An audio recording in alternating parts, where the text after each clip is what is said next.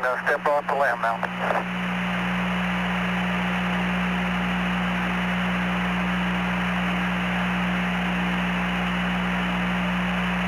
It's one small step for man, one giant leap for mankind. Hello everyone. Well, we're soon coming up on Reasons Harvest 2008, and I've received a number of emails over the last several days, in fact over the last several months, but especially over the last several days. On Facebook, a group, I Celebrate Reasons Harvest, has gathered the interest of about, I think it's 98 people now that are going to be celebrating Reasons Harvest in their own way. And I of course would encourage you, as an advocate of reason and a defender of reason, to enjoy that day as well. Just as a reminder, the nature of the holiday is to earn as much money as you can, or at least to earn the values you can. They might be spiritual if you're really inventive. And then to spend them or trade them for things you value even more. And try and do so conspicuously, because this is done with pride. Pride in what you can produce, pride in your ability to live on this earth competently without being a second-hander, as it were. Now, there are a number of questions you might have about Reasons Harvest that aren't necessarily addressed in the 2007 Reasons Harvest video that I did. So this is called, what's it called? Reasons Harvest. Reasons Harvest. Right, and I've just got to recruit for next year. November 23rd, I'll be there. That's right. Spending my money. Or whatever the day is after the American Thanksgiving. Okay. Yeah, right on. And we're going to make as much as we possibly can that day. Yeah. And we're going to buy as much as we possibly can. Okay. All right? Can I spend more than I make? Yes, but you've got to enlist at least 5 friends for next year. Okay, done. Done. Already have friends. Maybe even 10. Is Reasons Harvest a proactive or reactive sort of holiday? In other words, is it a holiday that's to promote something, or is it a holiday that's to defend against the promotion of something else? Or what is it? Well, okay, you'll notice that at the beginning of the 2007 Reasons Harvest video, there are a couple of clips. One of them concerns mostly the American Thanksgiving. Thanksgiving weekend is a time when Americans are supposed to count their blessings. We in the Western world have been abundantly blessed with prosperity and freedom. Many people may be thankful in their own way, but do the overwhelming majority of United States, Canadian, Australian, and British citizens recognize and acknowledge the true source of their prosperity and blessings and freedoms? Do they truly thank the Creator God and Jesus Christ for their benefits? Will the sin of ingratitude lead to national decay and destruction? There will be lots of talk about thanking God for all He's given you. Thanking maybe not God, it might be Allah, it might be some other mystical, magical, omniscient, omnipotent, omnipresent entity who magically makes things appear on your plate, or in your wallet, or who makes your wife appear out of nowhere, or your husband appear out of nowhere and magically brings you together, or magically gives you kids, none of which involves in any way anything natural or man-made or any product of reason at all. So, we'll leave Thanksgiving alone, because it also is celebrated by people who just want to get together with family and have a great dinner and take a bit of a holiday. There's no reason to pick on Thanksgiving on Thanksgiving. However, the following day, which this year is November 28th, is known to some as Black Friday. Black meaning in the black, that companies are doing well. They're not in the red, in other words. And they're in the black because it's the biggest shopping day in the USA, well, probably in North America, maybe the world, I'm not sure. It's a big shopping day for Christmas, and with a great number of people around the world celebrating Christmas, and with a limited number of toys and other things sitting on the shelves, people get motivated for some reason on the day after Thanksgiving to get going and get shopping. They probably take the day off, given that they've taken Thursday off, have themselves a very long weekend.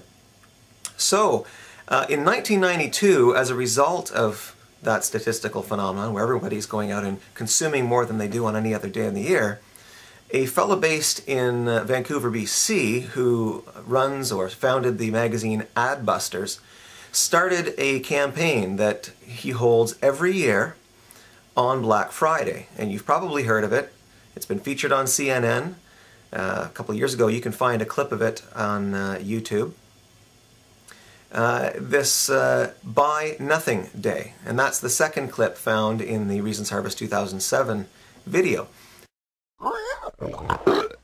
The average North American consumes 5 times more than a Mexican, 10 times more than a Chinese person, and 30 times more than a person from India. We are the most voracious consumers in the world. A world that could die because of the way we North Americans live.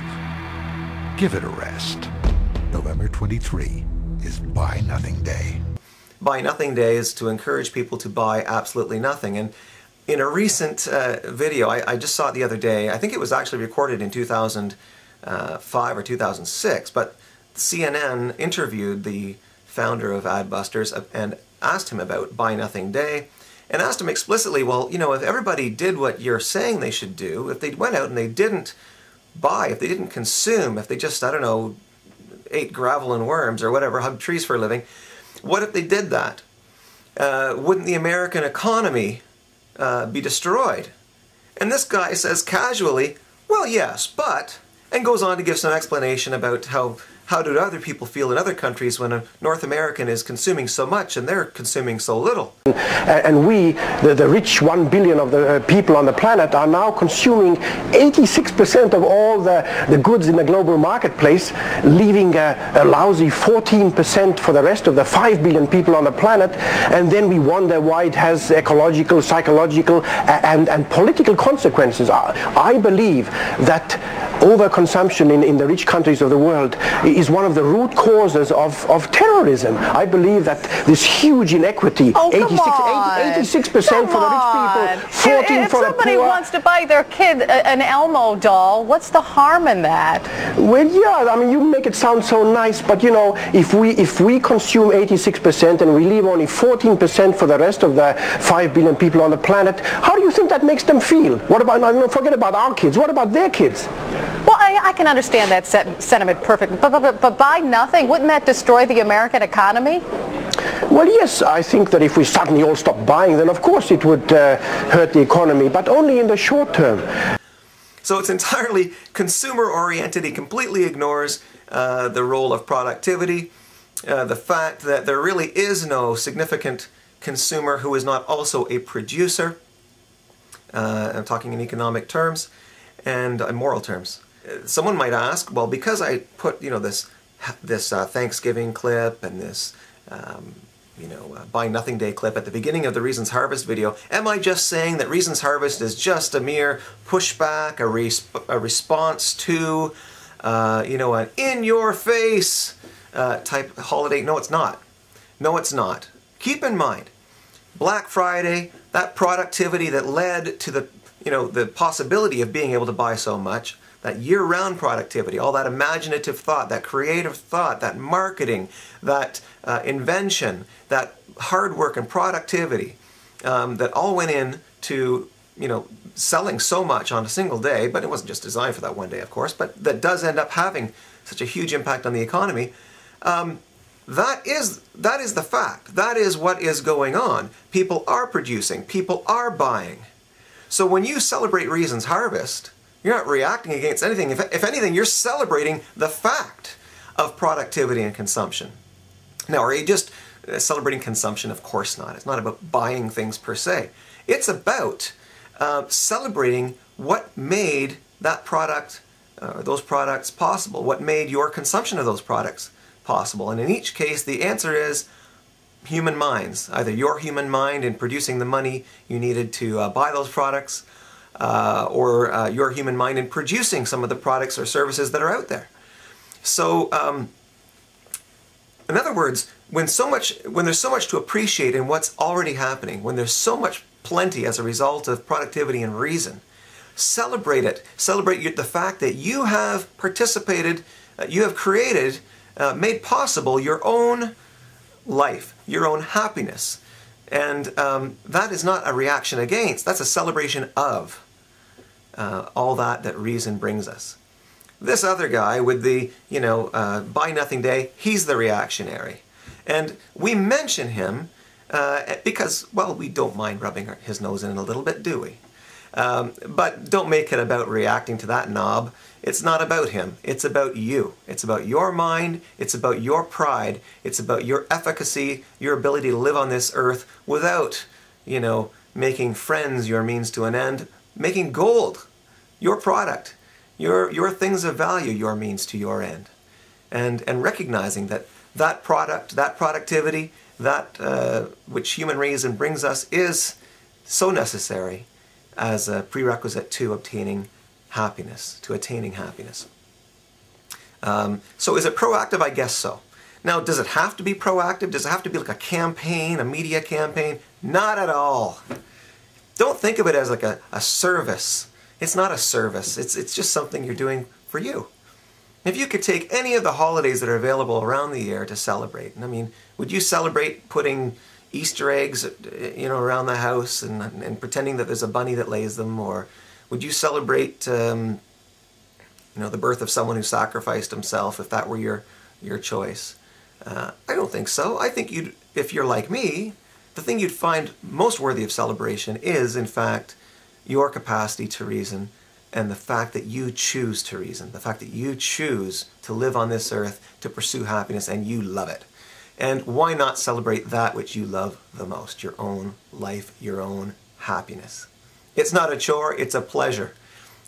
Some people might make it a chore. Your boss might want you to work a little longer than you know, you'd like, in order to also celebrate later in the day. But remember that Reason's Harvest is a day of both work and pleasure, both productivity and consumption, and that's so that we all remember, of course, that you can't have one without the other. Now, what if you're a student? What if you have very little money, you're on a very, very tight budget? Some people have written to me and said, geez, you know, I'd really love to celebrate Reason's Harvest, but I have no money, I don't have a job, I'm living off of savings right now, or my parents are putting me through school. How do I celebrate Reason's Harvest? Well, look, you know, you're going through the most difficult intellectual exercise that anybody goes through. You're training your mind. You're breaking down ignorance and putting in knowledge. You're resisting all of that your gut tells you that's inconsistent with reality, and hopefully you're sifting through the crapola that you're learning in university and finding the gems, the truths, and making those your guide to life. So you're already producing. Don't worry about the production end. On the consumption end, you don't have to consume big in order to celebrate Reason's Harvest. In fact, just perhaps choose, if you want to be a little saucy about the whole thing, the sauciest thing you can do, it's a bit reactive, is remember that there are some products that, you know, those who are trying to tear down reason, to make us all interdependent, are using as the target in their efforts against capitalism. In other words, there are anti-capitalists around the globe that have targeted certain products and that are trying to say that they're unnecessary, that our consumption of them perhaps puts a strain on publicly provided or government-provided services. In Ontario, in Canada, you hear regularly that, you know, cigarettes ought to be banned, or fatty foods, or alcohol, or laziness, or you know, not exercising. All of these things that might negatively impact your health, that they ought to be banned, or that you must be forced to do something healthy, because otherwise you're going to be unhealthy, and that's going to put an undue strain on the socialized healthcare system. Okay, so they're saying to support an immoral system, a system founded on theft, in which people get whether or not they produce, we should hold as sinners those who produce and consume. All right, wonderful, isn't it? So, you know, what is, you know, I can tell you right now, having done the research, the #1 target in the war against capitalism is, and will increasingly be, bottled water. It might sound silly, but that's the case. Why? Well, they're going to tell you all kinds of reasons about, you know, the plastics can leach into the water and cause you to be sick. Justin Trudeau, the son of one of Canada's former prime ministers, did a whole laundry list of reasons why you shouldn't drink bottled water, none of which talked about the truthful reason why he wants it banned and why the whole communist community wants it banned. They want no private ownership of water. They want a government monopoly on water. They want all of your water to come out of publicly funded taps.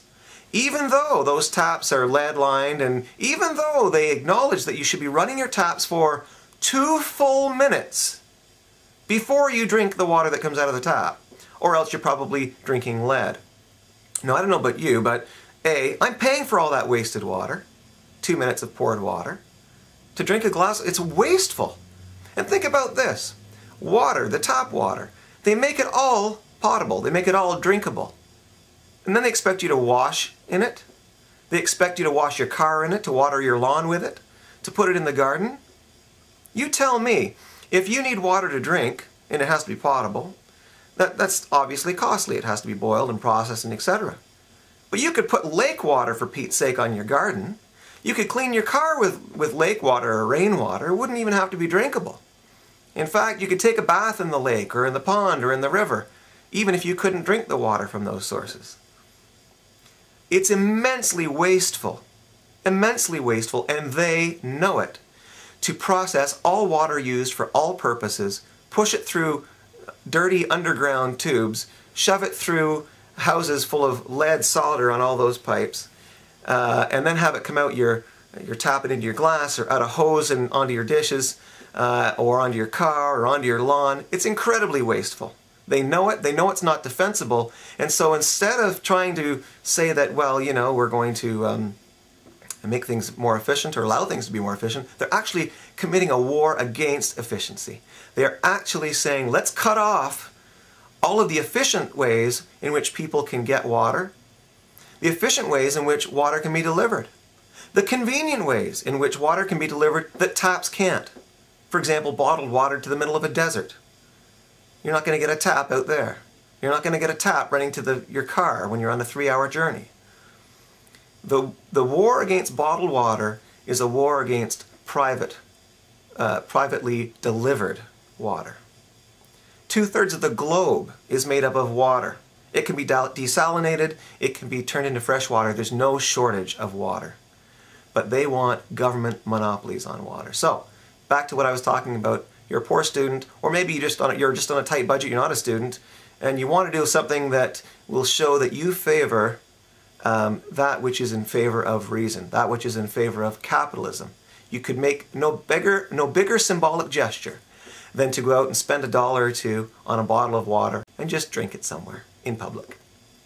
Enjoy it, cool, crisp, and enjoyed wherever you are, with no fear that somebody, you know, spit on the dispenser, or that it's full of lead or anything else.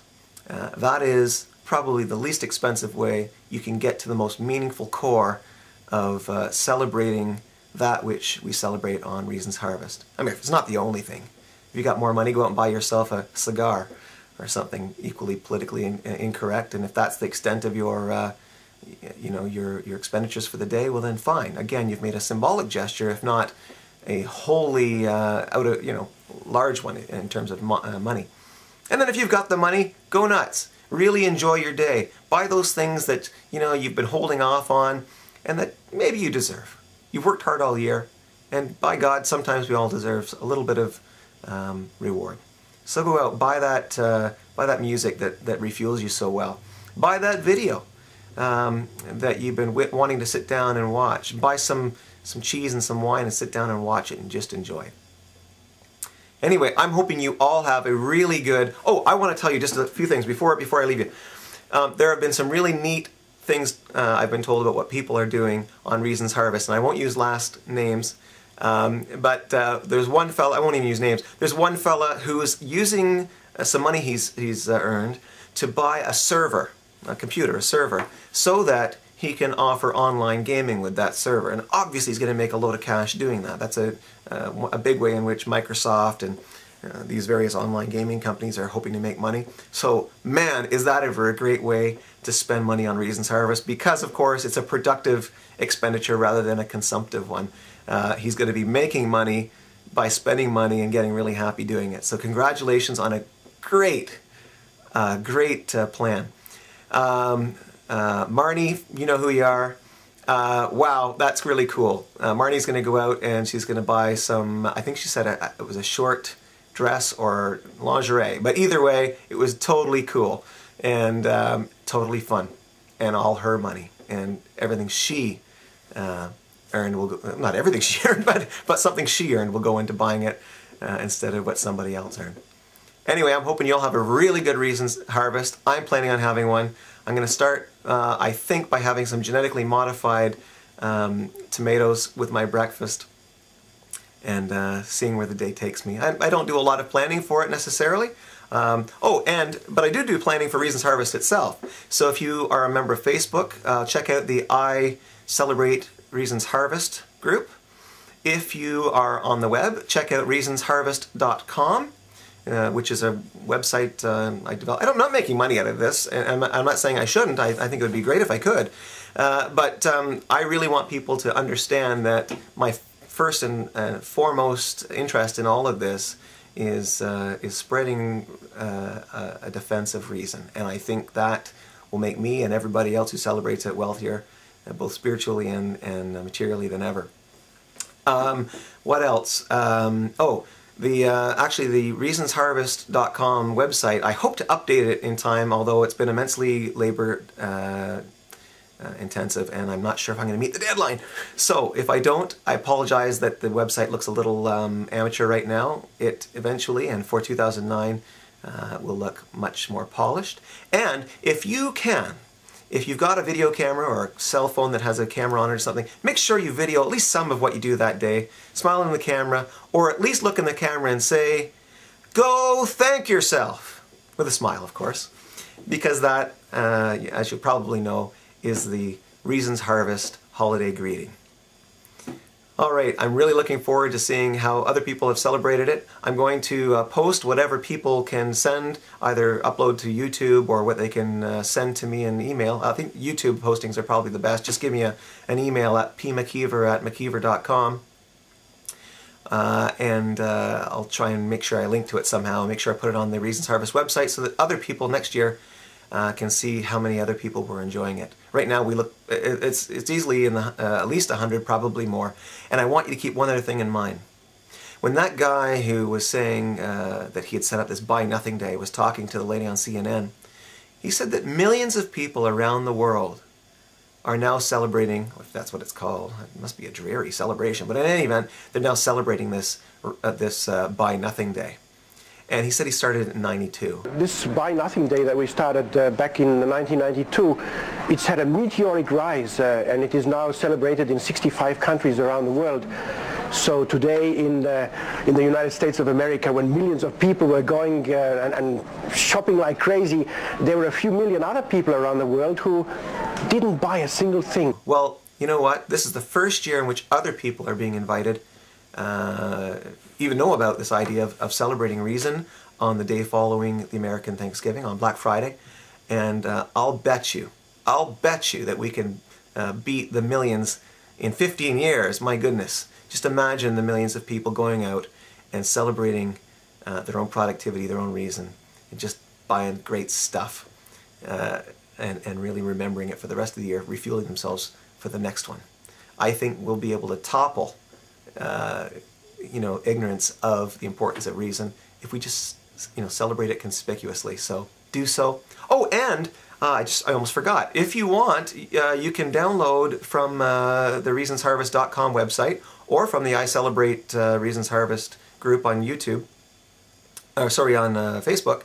You can actually download or save to your disk the stencil that I used on the t-shirt that I wore last year. The big $ with the reality, reason, self-consent stand under it, and Reasons Harvest. And I've changed the date, so it now says Reasons Harvest, November 28th, 2008.